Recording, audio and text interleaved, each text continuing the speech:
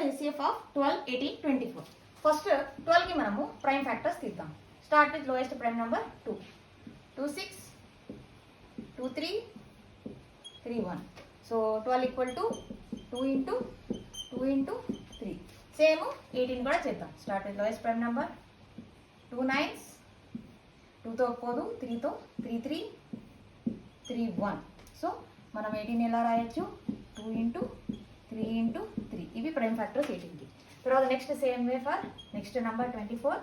Start with lowest prime number 2, 2 1s, 2 2s, 2 6, 2 3, 3 1. So 24కి ఏమొస్తాయి?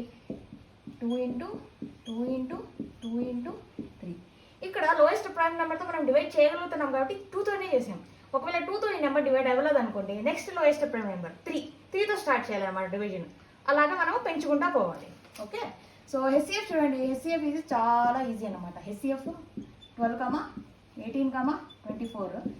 ఈ మూడిట్లో ఏవైతే కామన్గా నెంబర్స్ ఉన్నాయో అవి రాసేయండి అంతే. ఓకే, ఇక్కడ చూడండి 2 ఇక్కడ ఉంది, 2 ఇక్కడ ఉంది, 2 ఇక్కడ కూడా ఉంది. సో 2 హెచ్సిఎఫ్లో కూడా వస్తుంది.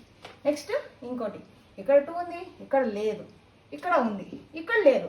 మూడిట్లో ఉంటేనే రాయాలి, దీంట్లో లేదు కాబట్టి రాయకూడదు. నెక్స్ట్ 3, ఇక్కడ 3 ఉంది, ఇక్కడ 3 ఉంది, ఇక్కడ కూడా 3 ఉంది. సో 3 రాసేసి.